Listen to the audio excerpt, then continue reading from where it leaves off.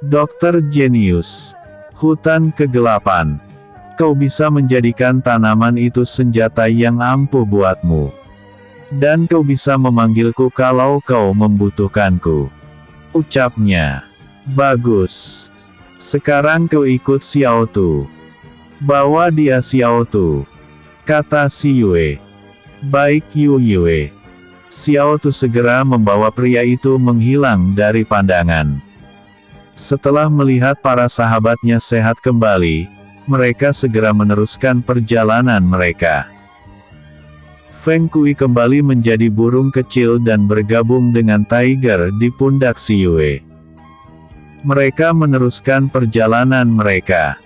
Saat malam hari, mereka memilih tidur di atas pohon. Mereka mencari pohon yang cukup tinggi dan tidur di cabang yang besar. Seperti biasa, Si Yue selalu bersama Pangeran Luoyi yang memiliki ilmu lebih rendah dari mereka berlima. Dan pada saat beristirahat seperti itulah, mereka berusaha berkultivasi untuk menambah kekuatan. Si Yue dengan sabar dan murah hati, selaku memberi mereka pil penyerap ki buatannya. Dan untunglah hutan tempat mereka sekarang tinggal kaya akan ki. Hingga mereka bisa meningkatkan kekuatan mereka. Malam ini Pangeran Luoyi mengalami terobosan hingga 2 kali. Sekarang dia sudah berada di alam tengah level 9. Begitu juga yang lain, tapi hanya Pangeran Luoyi saja yang mengalami terobosan hingga 2 level. Pagi harinya, Si Yue dan kawan-kawan melanjutkan perjalanan mereka. Dan saat inilah mereka bertemu dengan beberapa hewan roh yang berada di level tinggi. Lebih tinggi dari hewan roh di hutan sunyi. Si Yue yang khawatir akan Pangeran Luoyi, selalu mendampingi pria itu. Pria yang selalu menganggapnya teman sekaligus adik itu membuat Si Yue mencemaskannya. Untunglah tidak terjadi apapun pada mereka. Mereka bisa mengumpulkan inti roh hewan yang mereka bunuh. Hingga suatu hari, mereka bertemu dengan sekelompok pria muda yang entah dari perguruan mana. Saat mereka melihat keberadaan Si Yue dan kawan-kawan, mereka tertawa dengan hinaan di wajah mereka. Mereka menghina kelompok Si Yue yang memang saat ini berpakaian sederhana. Maklumlah mereka berada di dalam hutan lebih dari 1 bulan, malahan mungkin hampir 2 bulan. Sedangkan mereka yang bertemu dengan kelompok Si Yue, memakai baju yang terlihat bagus dan mahal. Cek gembel, dari mana mereka ini? Apakah mereka dari perguruan cadas perak? Kata salah satu dari mereka. Perguruan cadas perak adalah perguruan yang memiliki murid dari para rakyat jelata di alam tengah. Sepertinya bukan senior. Mereka tidak memakai lencana dari perguruan cadas perak. Jawab salah satu dari mereka. Mereka terdiri dari beberapa pria muda, dan 3 gadis cantik berada di antara mereka. Si Yue dan kawan-kawan yang saat itu sedang beristirahat. Hanya diam saja. Kak. Tapi lihatlah, mereka terlihat sangat tampan walaupun baju mereka biasa saja, apalagi pria yang terlihat lebih kecil dari ketiga pria tampan itu. Jawab salah satu gadis di antara mereka. Cih. Pria seperti itu kau katakan tampan. Apakah matamu sudah rabun Sio, Ucap gadis yang berada di sebelahnya yang terlihat sangat angkuh dan sombong. Ternyata kita tidak bisa istirahat dengan tenang di sini. Kawan-kawan, lebih baik kita pergi dari sini. Ucap Si Yue sambil berdiri dari duduknya. Dia menepuk pantatnya dan membantu Pangeran Luoyi bangun. Kita pergi Yu Yue, terlalu banyak sampah di sini. Ucap Feng Sun dengan tenang. Hei, kau ngomong apa barusan ha? teriak salah satu dari mereka sambil berdiri di depan Feng Sun yang melangkah untuk pergi menyusul si Yue. "Siapa kalian? Kenapa kalian menghalangi langkah kami?" kata Feng Sun datar. "Bedebah. Kalian sudah bosan hidup ya? Berani sekali kalian menghina kami. Apa kalian tahu sedang berhadapan dengan siapa kalian, ha?" teriak pria itu dengan marah. "Kami tak perlu tahu kalian siapa, itu bukan urusan kami, sekarang menyingkirlah dari hadapan kami," ucap si Yue dingin. "Wow, ternyata kalian berani juga berkata sombong seperti itu di hadapan kami, kau dengar ya? Kami adalah murid perguruan Dongsang," seru seorang gadis yang maju ke depan sambil menaruh kedua tangannya di pinggang. "Lalu, apakah kita harus takut saat mendengar nama perguruan kalian?" seru Chan Xin dengan wajah konyolnya. Kau!" teriak gadis itu marah. "Kenapa? Apakah perkataanku salah? Siapapun kalian, kami tak peduli itu. Dan sekarang menyingkirlah dari hadapan kami," kata Chan Xin dengan sinis. "Brengsek, kubunuh kau," teriak gadis itu marah. Dia segera mengeluarkan pedang dan segera menyerang Chan Xin. Maka terjadilah perkelahian antara Chan Xin dengan gadis itu. Untunglah sekarang Chan Xin sudah berada di level 2 alam kaisar. Dan gadis itu juga sama. Maka terjadilah perkelahian yang seimbang. Mungkin karena pengalaman Chan Xin melawan beberapa hewan di dalam perjalanan mereka. Maka perkelahian antara gadis itu dengan Chan Xin, terlihat sekali kalau Chan Xin berada di atas angin. Dan tak lama gadis itu terkena tendang kaki Chan Xin. Gadis itu pun segera jatuh menghantam tanah dengan keras. Dan terlihat sudut mulutnya mengeluarkan darah.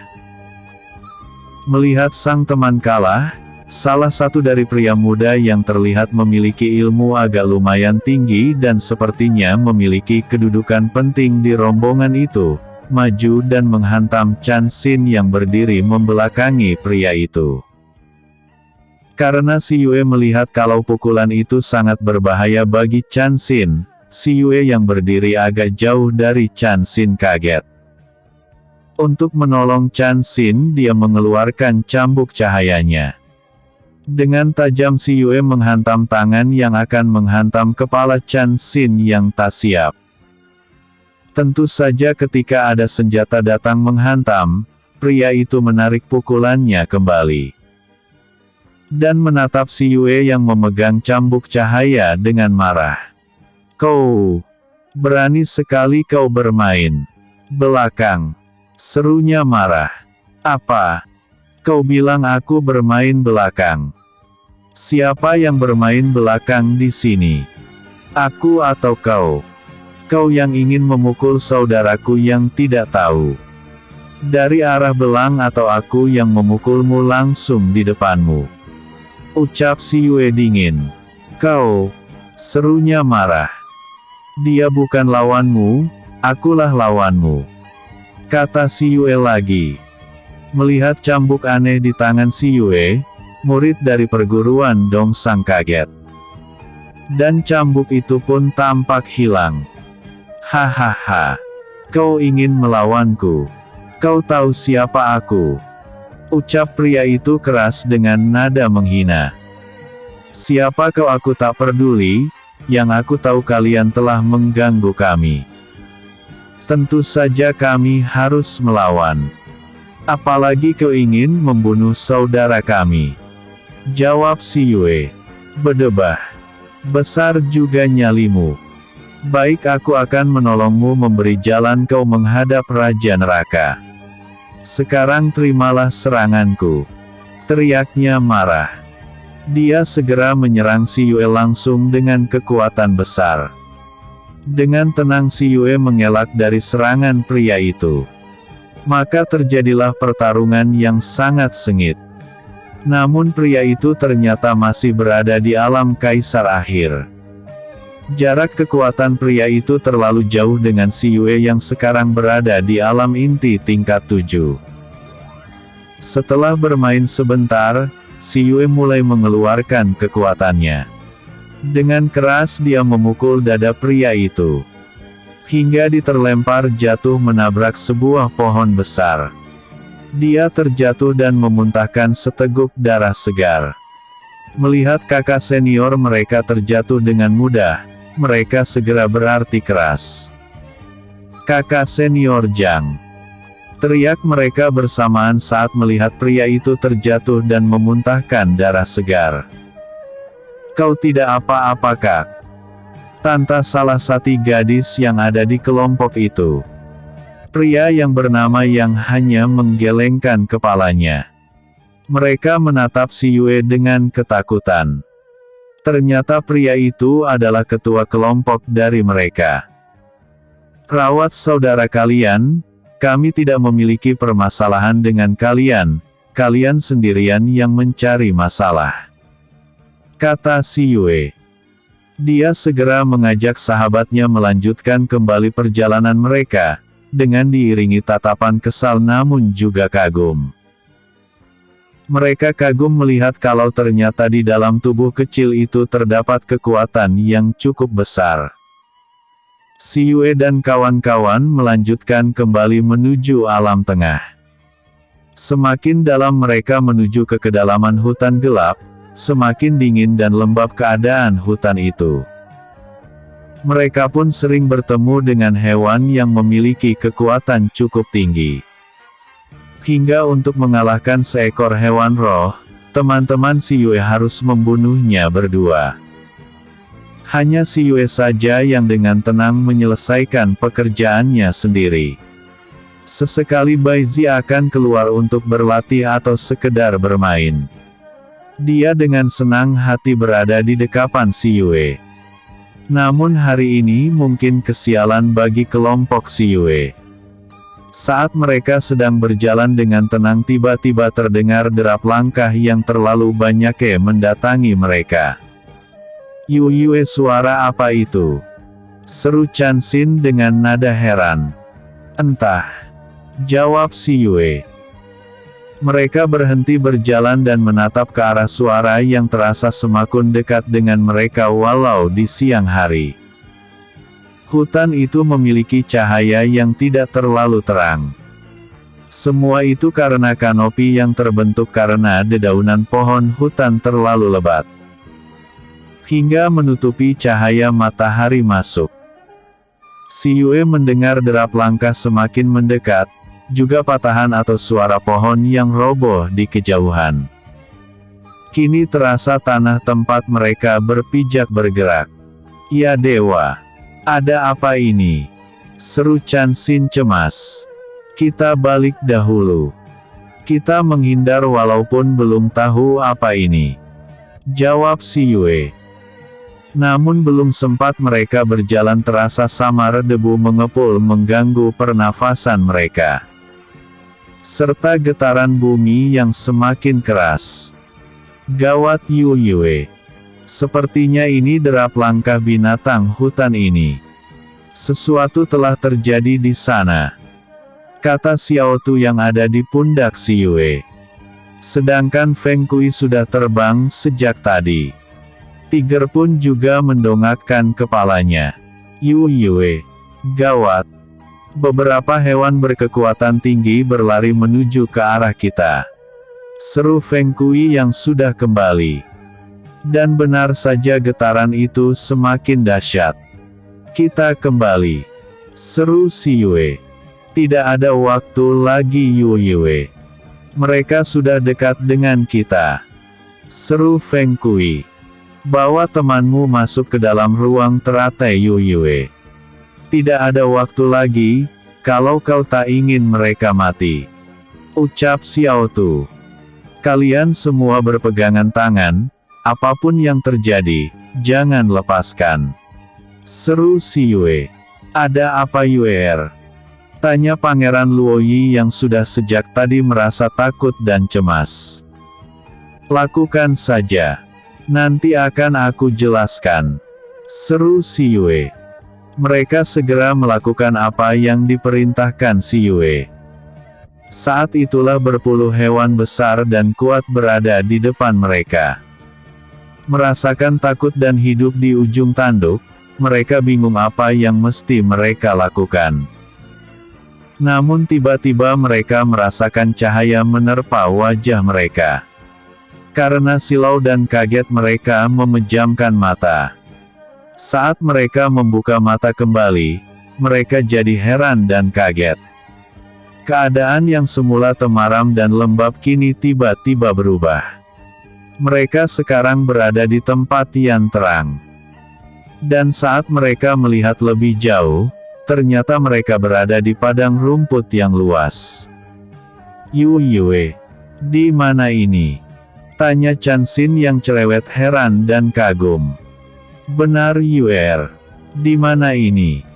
Ucap Pangeran Luoyi dengan wajah heran. Yue, kau datang. Tiba-tiba sebuah suara nyaring berseru dari jauh. Tak lama kuda putih dan Bai Zi datang menghampiri mereka. Buntalan putih itu langsung melompat ke dalam pelukan si Yue. Kuda putih. Bukankah ini kuda milikmu hadiah dari kakak sangkak? Seru Pangeran Luoyi heran. Benar kata Luoyi Yue. Bukankah itu kuda hadiah dari pangeran kedua? Kita sekarang ada di mana? Bukankah tadi kita berada di hutan kegelapan? Tanya Ningxi heran. Benar. Kuda ini milikku hadiah dari pangeran kedua dan kita sekarang berada di dalam ruang dunia teratai milikku. Jawab si Yue. Ruang dunia teratai. Seru mereka bersamaan. Iya. Kalian sekarang berada di dalam ruang dunia teratai milikku. Ruang ini hanya aku dan hewan kontrakku yang bisa masuk ke dalam ruangan ini. Jawab si Yue. Tapi kenapa kami bisa? Tanya Chanxin. Karena aku yang bawa kalian kemari. Jawab si Yue. Ya dewa. Indah sekali dunia terataimu si Yue. Ucap Chanxin mengagumi ruang dunia teratai. Yue, bolehkah kita melihat keadaan di sini? Tanya Ningxi. Boleh. Tapi jangan sekarang ya. Kita harus melanjutkan dulu perjalanan kita, setelah kita keluar dari hutan ini. Kalian akan aku ajak melihat keadaan ruang teratai ini. Yang bisa kita lakukan sekarang hanya menunggu sampai para hewan itu pergi dari tempat kita tadi. Jawab si Yue. Iya kami mengerti Yue. Tapi bolehkan kami kemari lagi? Tanya Chanxin lagi. Tentu saja. Kalian teman dan sahabatku, tentu saja kalian boleh kemari lagi. Hanya saja aku minta, jangan kalian katakan ruang teratai ini pada siapapun. Sebenarnya sudah lama aku ingin membawa kalian kemari. Sebab di sini sangat baik untuk berkultivasi, jadi kapan-kapan kalian boleh kemari lagi. Jawab si Yue. Si Yue memang berencana membawa mereka kemari. Hanya saja dia tidak ingin membongkar rahasia tentang ruang dunia teratai. Namun karena mereka sekarang sudah tahu, lebih baik mereka sering kemari untuk melatih para sahabatnya berkultivasi. Saat ini si Yue dapat melihat kalau di luar dunia terayainya, masih terlihat beberapa hewan sedang berjalan dengan cepat melintas di tempat mereka tadi. Untunglah si Yue dengan cepat membawa mereka pergi. Kalau tidak, dengan kekuatan si Yue yang kasih belum seberapa, mungkin mereka akan berakhir dengan mengenaskan. Tak berapa lama, keadaan pun kembali sunyi. Si Yue segera membawa mereka kembali ke dalam hutan kegelapan kembali. Saat mereka sampai di hutan kembali, Terlihat keadaan hutan porak-poranda bagai diterjang badai. Namun ada satu keuntungan dari peristiwa itu, kini mereka bisa merasakan dan melihat cahaya matahari menembus hutan itu. Dari hutan yang rusak, pepohonan yang tumbang karena terjangan hewan roh tadi, kini mendapatkan cahaya matahari yang bisa menerangi hutan itu. Hahaha. Ternyata karena peristiwa tadi, kita bisa merasakan hangatnya sinar matahari, kata Chan Xin sambil tertawa. Benar yang dikatakan Chan Xin, kita kini bisa melihat keadaan hitam ini yang sebenarnya. Tidak seperti tadi agak gelap dan lembab. Sekarang kita bisa merasakan kehangatan sinar matahari lagi, kata Ningsi menimpali. Sebenarnya ada apa ini? Kenapa hewan roh di hutan ini seperti sedang ketakutan? Kata si Yue pelan. Benar katamu Yu Yue. Mereka seperti sedang ketakutan pada sesuatu, kata Feng Sun menimpali. Lebih baik kita menghindari jalan yang menuju ke tengah hutan, kata Ningsi. Itu tidak mungkin, Ning. Sebab kita harus melewati tempat itu untuk menuju ke seberang hutan tempat perbatasan alam bawah dan alam tengah, jawab si Yue. Lebih baik kita cepat-cepat melintasi hutan ini. Aku takut tempat ini semakin berbahaya kalau kita terlalu lama tinggal di sini, kata Tiger bijaksana. Benar kata Tiger. Ayo kita segera pergi, ajak si Yue. Akhirnya mereka segera melanjutkan perjalanan menuju ke seberang hutan. Saat mereka menelusuri kembali hutan itu, ternyata setelah terjadi keributan tadi, mereka tidak menemukan satupun hewan roh baik yang tingkat tinggi maupun rendah. Mereka hanya bisa menemukan hewan roh biasa seperti ayam hutan dan kelinci maupun kijang yang kekuatannya hanya untuk bersembunyi atau mencari makan. Dengan tetap waspada mereka berjalan terus menelusuri hutan, dan mereka tidak bertemu dengan murid dari perguruan manapun, seperti yang pernah mereka temui di pertengahan perjalanan mereka. Akhirnya mereka tiba juga pada sisi lain dari hitam itu. Karena sudah menjelang malam, si Yue dan kawan-kawan beristirahat dulu di bawah pohon yang memiliki cabang dan daun cukup rindang. Mereka membakar ayam hutan yang sempat mereka tangkap saat di perjalanan mereka tadi. Setelah selesai makan malam, mereka tidur di atas pohon yang tinggi dan berdaun lebat. Hingga jika ada orang yang ada di bawah pohon, mereka tak akan menemukan keberadaan mereka. Si Yue memberikan ramuan cair pada semua temanmu agar menjauhkan mereka dari gangguan hewan melata ataupun nyamuk. Si Yue mencari cabang agak besar dan berada di atas cabang tempat temannya tidur. Dia ingin bermeditasi untuk menambah kekuatannya. Saat dia ingin duduk lotus, tanpa sadar dia melihat ke samping, di mana Pangeran Luoyi yang terlihat sedang tidur di atas batang pohon yang agak besar tidak jauh darinya, terlihat tidur dengan nyenyak. Kau ini bodoh atau terlalu naif, Kak? Kau lebih memilih ikut denganku daripada hidup enak di istana ayahanda, ucap si Yue dalam hati sambil tersenyum kecil menatap sahabat yang kini sudah menjadi kakak angkatnya. Kenapa kau menatapku seperti itu, Yue? Jangan kau katakan kalau kau mulai menyukai kakakmu sendiri, ucap Pangeran Luoyi sambil membuka matanya dan menatap si Yue, serta tersenyum menggoda. Tentu saja perbuatan Pangeran Luoyi membuat si Yue kaget. Terlihat wajah tampan si Yue memerah. Kau belum tidur, Kak? Tanya si Yue dengan wajah kaget. Mana bisa tidur kalau aku mendapat tatapan dari adik kecilku seperti itu, ucap dia sambil tersenyum menggoda. Cih, kakak terlalu percaya diri. Aku itu hanya heran dengan kakak, kenapa memilih hidup sengsara mengikutiku daripada hidup enak di istana? Tanya si Yue pada Pangeran Luoyi. Lebih baik aku hidup bersamamu seperti ini, Yue.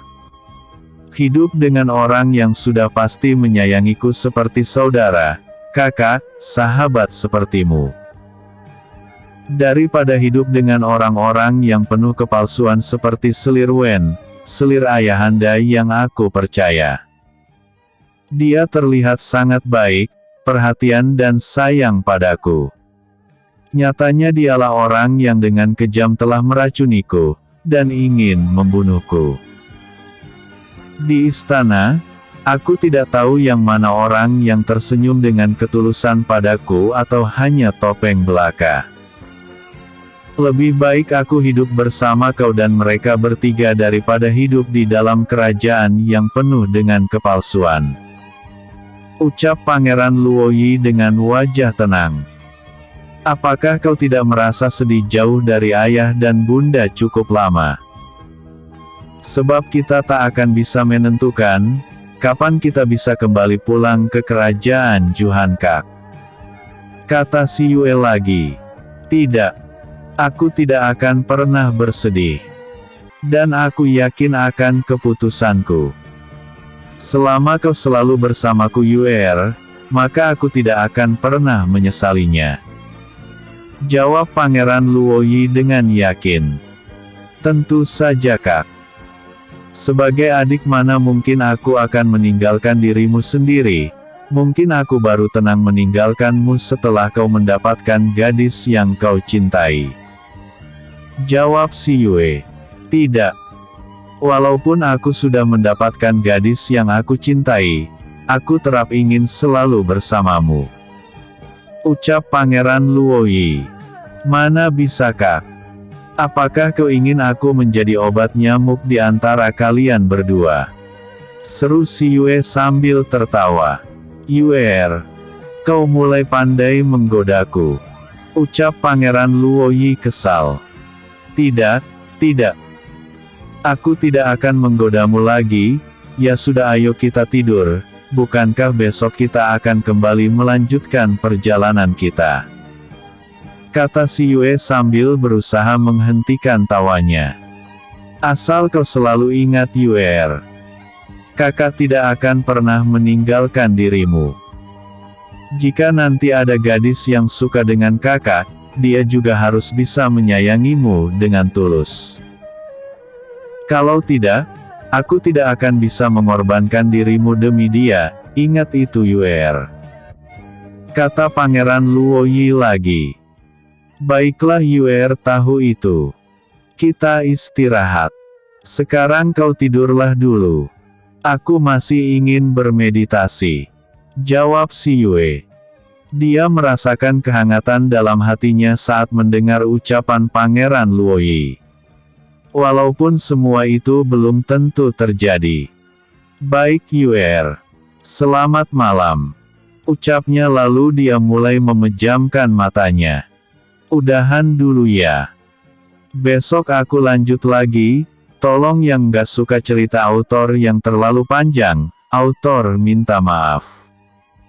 Jangan lupa like, vote, dan komennya autor tunggu. Maaf jika masih ada typo atau tulisan yang gak sesuai. Bersambung. Episode sebelumnya. Tanaman Roh Poisoniv. Episode berikutnya. Teratai Salju. Dokter Jenius. Teratai Salju. Asal kau selalu ingat, Yue, kakak tidak akan pernah meninggalkan dirimu. Jika nanti ada gadis yang suka dengan kakak, dia juga harus bisa menyayangimu dengan tulus. Kalau tidak, aku tidak akan bisa mengorbankan dirimu demi dia, ingat itu, Yue. Kata Pangeran Luoyi lagi. Baiklah, Yue tahu itu. Kita istirahat. Sekarang kau tidurlah dulu. Aku masih ingin bermeditasi. Jawab si Yue. Dia merasakan kehangatan dalam hatinya saat mendengar ucapan Pangeran Luoyi. Walaupun semua itu belum tentu terjadi.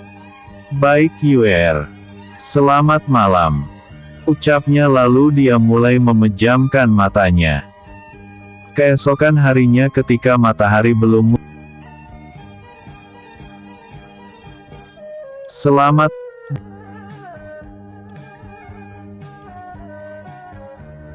asal kau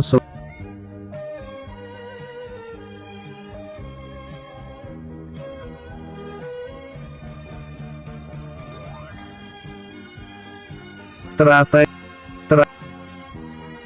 teratai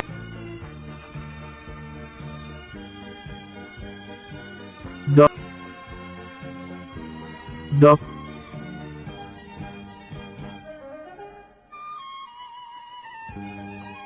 Dokter jenius, teratai salju. Asal kau selalu ingat Yue, kakak tidak akan pernah meninggalkan dirimu.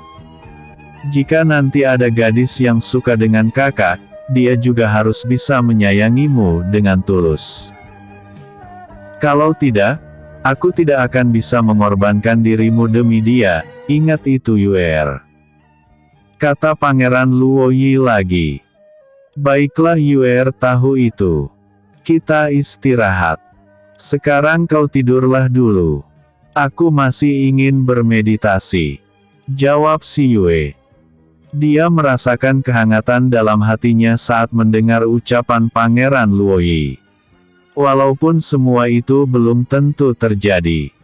"Baik Yue, selamat malam," ucapnya lalu dia mulai memejamkan matanya.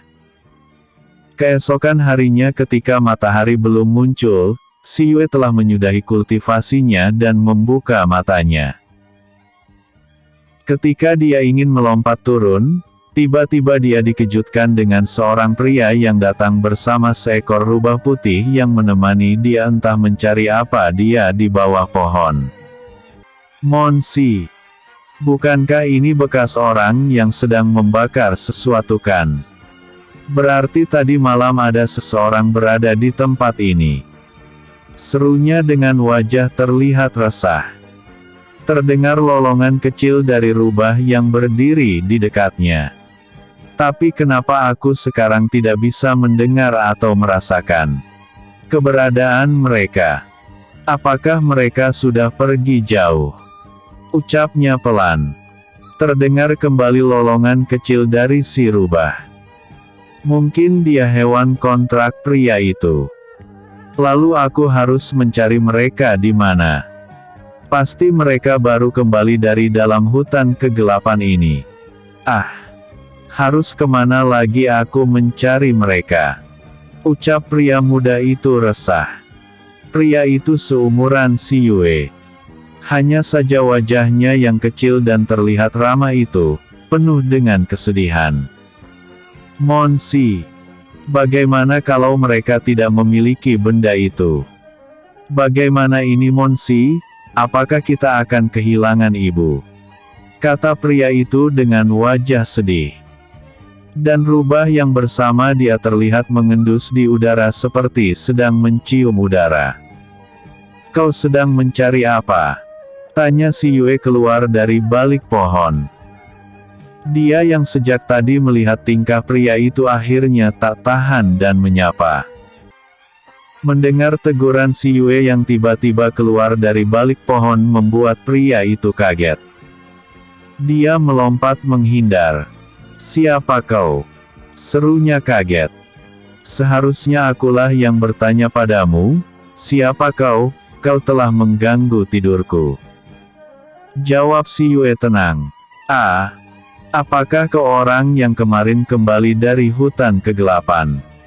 tanya pria itu dengan wajah tanya menatap si Yue. "Benar. Kenapa?" tanya si Yue. "Benarkah? Ah, apakah kau menemukan dan membawa teratai salju?" ucapnya dengan wajah penuh harap. "Teratai salju?" tanya si Yue heran, apa mungkin di hutan kegelapan ada salju? Bukankah teratai salju hidup di tengah salju? Benar, teratai salju. Apakah kau tidak tahu itu? Ucapnya dengan wajah heran. Tidak. Apakah mereka yang masuk ke dalam hutan kegelapan ini mencari teratai salju? Tanya si Yue lagi. Ais. Jadi kau masuk ke dalam hutan ini bukan untuk mencari teratai salju. Lalu untuk apa kau masuk ke dalam hutan? Ucapnya dengan wajah kesal. Hei. Itu suka aku dong. Aku mau masuk hutan atau tidak, itu bukan urusanmu kan. Tapi tunggu dulu, apa benar di dalam hutan ini ada teratai salju tumbuh? Bukankah di dalam hutan kegelapan hanya sebuah hutan yang memiliki cuaca dingin, gelap dan banyak hewan atau tumbuhan langka dan menakutkan? Tanya si Yue dengan wajah heran. Cek kau ini. Apakah sebelum kau masuk ke dalam hutan tidak mendengar berita lebih dahulu? Ucapnya dengan nada kesal. Tidak. Jawab si Yue. Ya ampun. Dengar ya. Pada bulan-bulan ini, jika seseorang masuk ke dalam hutan kegelapan, dan dia memiliki keberuntungan maka, dia akan menemukan tumbuhan langka teratai salju itu. Ucapnya dengan kesal. Kalau begitu, kenapa kau tidak mencari sendiri tanaman itu? Ucap si Yue. Sekarang ini aku juga sedang mencarinya. Tapi sudah berhari-hari aku belum menemukan tumbuhan itu. Aku pikir kalian sudah menemukannya. Ucapnya dengan nada kecewa. Dan kau akan merebutnya. Enak aja. Kata si Yue dengan wajah datar. Tidak. Aku tidak akan merebutnya. Aku akan membeli tumbuhan itu. Jawabnya. Oh. Kalau begitu jangan khawatir, masih banyak murid dari perguruan lain di dalam hutan. Siapa tahu kau akan bertemu dengan mereka, dan mereka sudah mendapatkan teratai salju itu. Sebenarnya kau begitu mencari dan menginginkan teratai salju itu untuk apa? Tanya si Yue. Untuk mengobati ibuku. Ucapnya perlahan. Memangnya kenapa dengan ibumu? Tanya si Yue. Ibuku sakit. Jawabnya. Apakah harus dengan teratai salju? Tanya si Yue. Tabib menyarankan untuk mencari teratai salju untuk kesembuhannya. Dan kami kesulitan mencari tanaman itu. Ucapnya dengan nada sedih. Kalau begitu kau bisa menanyakan pada murid perguruan lain yang belum kembali. Kata Ningxi yang turun melompat dari atas pohon. Diikuti oleh Feng Sun, Chan Xin dan Pangeran Luoyi yang langsung berdiri di sebelah si Yue dengan posesif. Melihat beberapa orang turun dari atas pohon dengan ringan, pria itu terkejut dan berucap. Kalian siapa? Ucapnya gagap karena terkejut. Mereka teman-temanku. Jawab si Yue. Tapi kenapa aku tidak bisa merasakan keberadaan kalian? Tanya pria itu heran. Sejak kedatangannya di dekat pohon itu, dia memang tidak merasakan sama sekali keberadaan mereka. Kemarin sore hingga menjelang malam, dia merasakan kehadiran beberapa orang dari tempat dia beristirahat. Yang letaknya tidak terlalu jauh dari tempat si Yue. Dia menunggu mereka lewat. Namun hingga menjelang malam, mereka belum juga terlihat. Karena hari telah malam, dia memutuskan pagi esok akan melihat atau mencari tempat mereka berada. Namun keesokan harinya, dia tidak menemukan keberadaan mereka. Hingga dia menemukan bekas seseorang membuat api. Dia pikir mereka telah pergi, sebab dia tidak merasakan nafas atau keberadaan mereka. Dan sekarang tiba-tiba beberapa orang berada di dekatnya. Itu rahasia kami. Jawab si Yue sambil tersenyum. Baiklah, kami akan pergi, kau bisa menunggu mereka di sini. Lanjut si Yue sambil melangkah hendak pergi. Tunggu dulu. Kau ini mau kemana? Ucapnya sambil berjalan menghadang si Yue. Melihat tingkah pria itu, Pangeran Luoyi memasang badan di depan si Yue. Kau mau apa? Jangan dekat si Yue, ucapnya marah. Aku ingin berbicara dengan dia bukan denganmu. Ucap pria itu. Dia adikku, untuk apa kau mau berbicara dengan dia? Kata Pangeran Luoyi kesal. Kenalkan namaku Fat Yuan, aku berasal dari kerajaan Monsi. Ucapnya sambil menatap mereka satu persatu. Mereka diam saja saat pria itu mengajak berkenalan. Dan Pangeran Luoyi masih tetap berada di depan si Yue. Tak berapa lama si Yue mengusap punggung Pangeran Luoyi. Kak, biarkan aku berbicara dengan dia. Ucapnya lembut. Tapi Yue, terlihat Pangeran Luoyi ragu. Percayalah padaku Kak. Kata si Yue sambil mengusap lembut punggung kekar Pangeran Luoyi. Akhirnya Pangeran Luoyi bergeser ke samping memberi ruang pada si Yue untuk berhadapan dengan pria yang bernama Fat Yuan itu. Aku si Yue, dan dia kakakku Luoyi. Sedang ketiga orang yang lain bernama Feng Sun, Ningxi dan Chan Xin, mereka sahabat-sahabatku. Kara si Yue memperkenalkan mereka semua. Jadi kalian semua bukan utusan dari salah satu perguruan? Kata Fat Yuan pelan. Benar. Kami hanya penduduk biasa yang ingin berpetualang.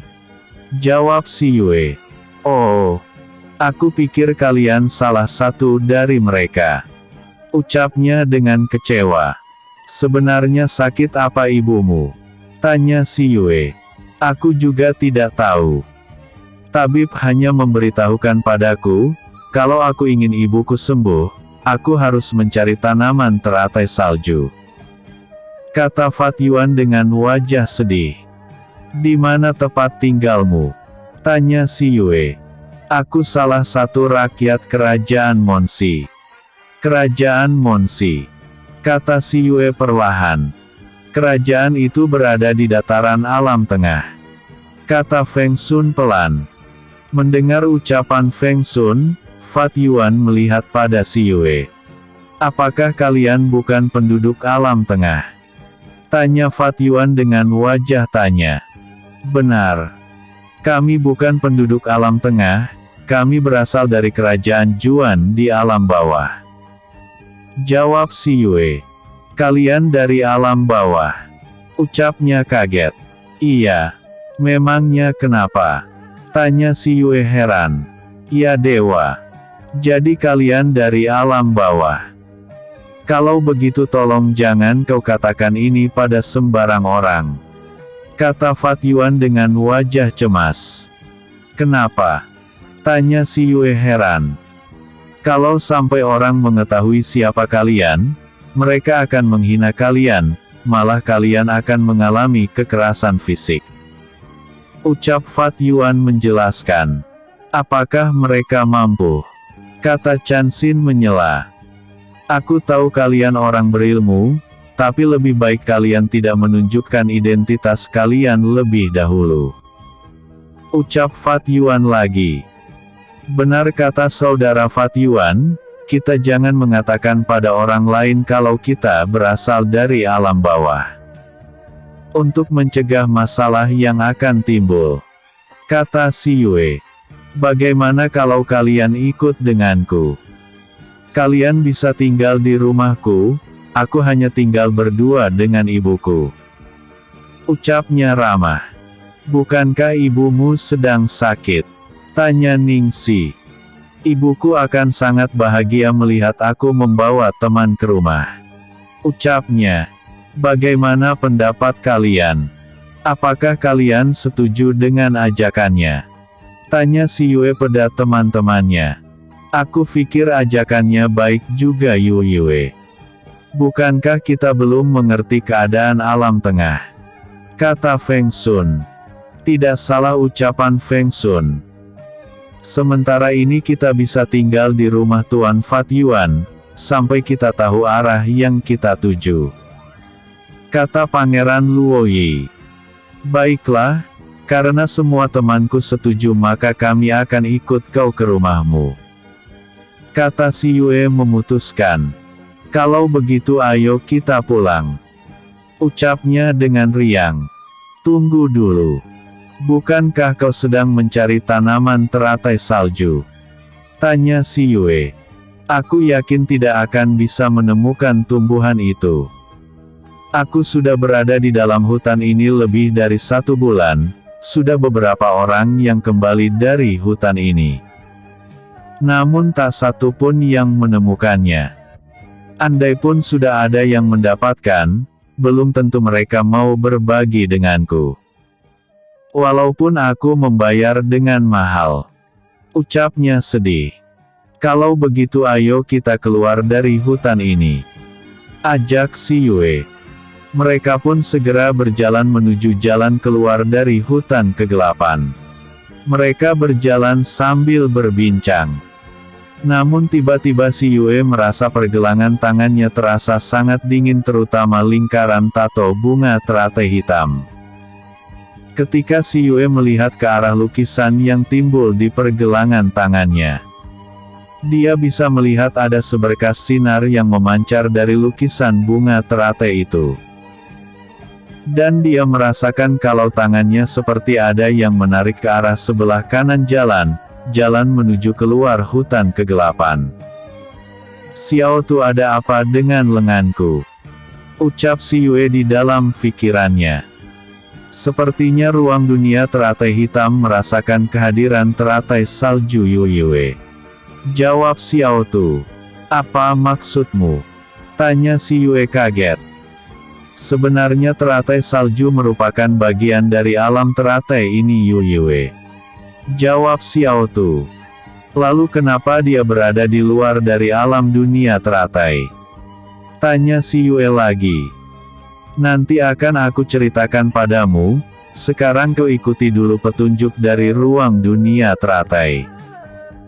Jawab Xiao Tu. Apakah mereka harus ikut? Tanya Si Yue. Kau bisa mengajak mereka. Jawab Xiao Tu. Si Yue segera meminta semua orang untuk mengikuti dirinya.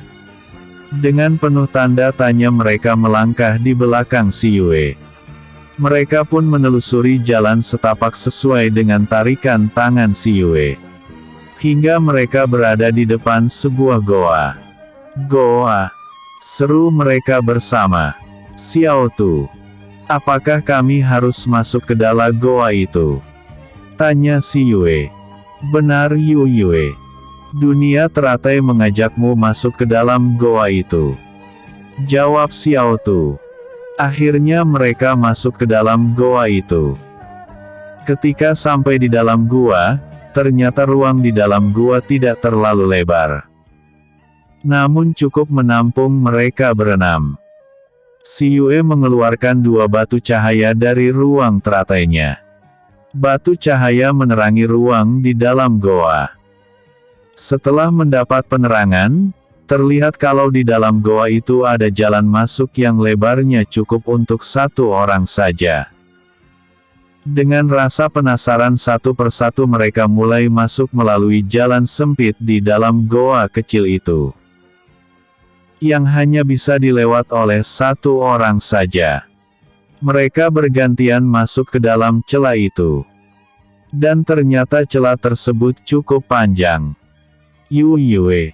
Kita mau kemana? Tanya Chan Xin. Ikuti aku terus, aku juga belum tahu mau kemana ini. Jawab Si Yue. Lo memangnya siapa yang menyuruhmu masuk ke dalam sini? Tanya Chan Xin lagi. Ada perasaan was-was di dalam hati Chan Xin. Nanti aku beritahu. Kalian ikuti saja aku. Jawab Si Yue lagi. Mereka pun tidak bertanya lagi. Dan ternyata gua kecil itu sangat panjang. Ketika mereka semakin ke dalam, udara terasa semakin dingin. Semakin dalam mereka melangkah, semakin dingin hawa yang mereka rasakan. Si Yue tahu para sahabatnya mulai kedinginan. Walaupun kekuatan mereka telah tinggi, tapi dingin ini menusuk sampai ke tulang. "Kalian kedinginan?" tanya si Yue. "Iya Yue.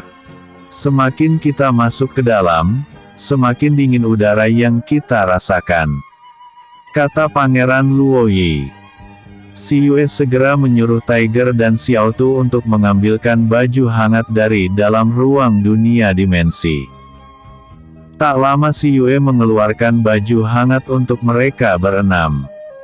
"Pakailah baju hangat ini agar kalian tidak kedinginan," kata si Yue.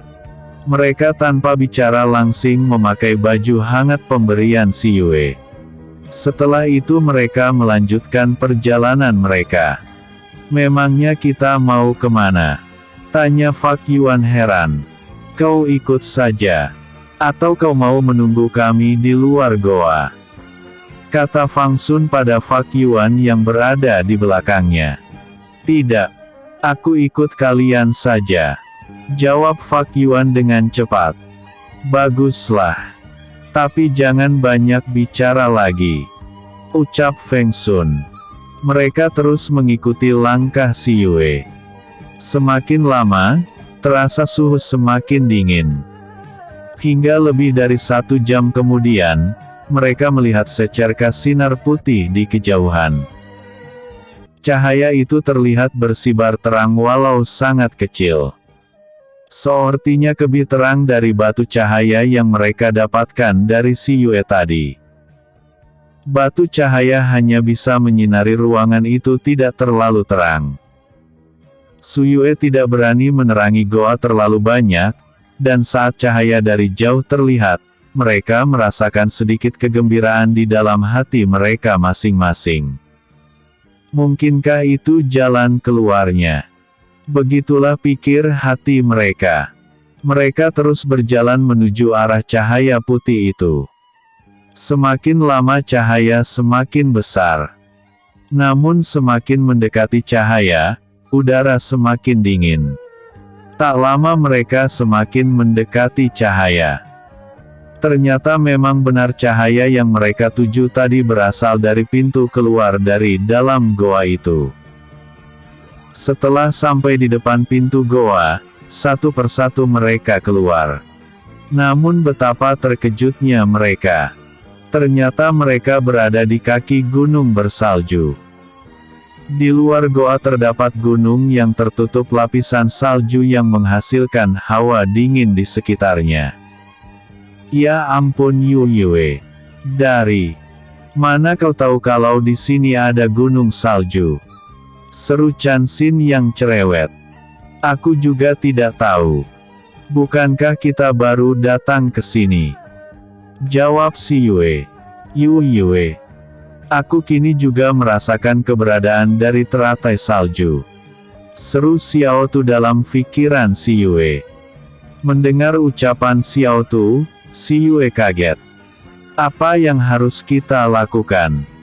Tanya si Yue. Kita pergi mencarinya. Jawab Xiao Tu.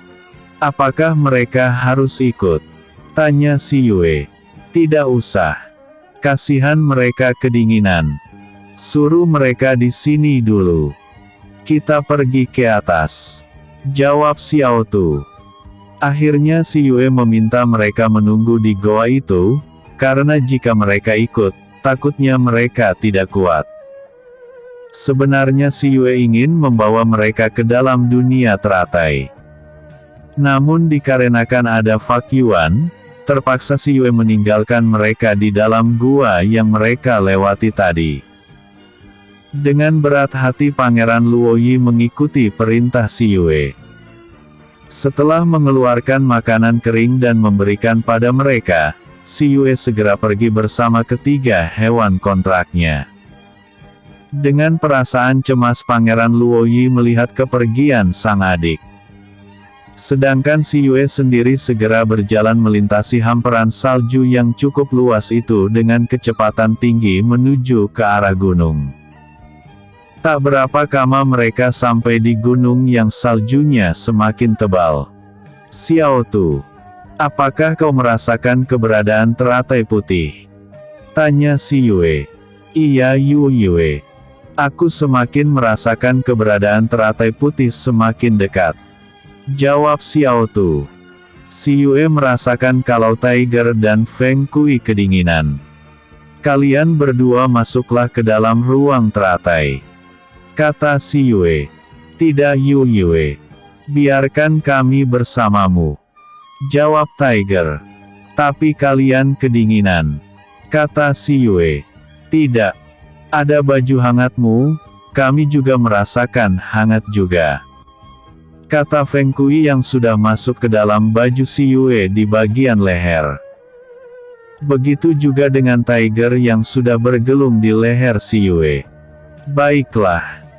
Tapi kalau kalian kedinginan langsung saja masuk ke dalam ruang teratai," kata si Yue lagi.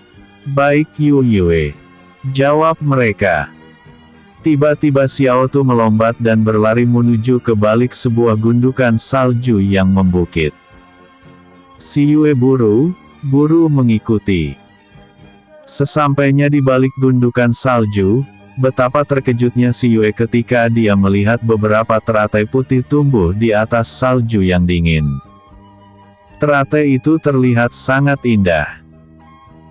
Dan di dekat bunga teratai terlihat seorang anak kecil berumur 7 tahun terlihat sedang duduk dengan sedih menatap pada bunga teratai putih. "Xiao Hua, kau di sini?" sapa Xiao Tu yang sudah berubah jadi pria remaja sambil mendekati anak laki-laki itu. "Kelinci darah, kau di sini?" serunya dengan gembira. Dia segera berdiri dan berlari ke arah Xiao Tu dan berlari dalam pelukan pria remaja itu. Terlihat pria kecil itu menangis dalam pelukan Xiao Tu. Setelah merasa cukup puas untuk menangis, Xiao Tu melepas pelukannya. "Kau kemana saja? Kenapa tidak kembali ke dunia teratai?" tanya Xiao Tu sambil memandang pria kecil di depannya. "Aku dicuri dari Tuan bersama teratai merah," ucapnya. "Lalu di mana sekarang teratai merah?" tanya Xiao Tu. "Entah. Setelah kami dicuri dari Tuan, teratai merah dan aku terpisah. Aku terlepas dari kantung si pencuri yang membawa kami. Dan aku terjatuh di gunung ini. Untunglah aku menemukan gunung salju ini," ucap teratai salju bercerita. "Lalu kenapa kau sampai di sini, dan di mana tuanku?" ucap Xiao Tu sambil menatap sekelilingnya.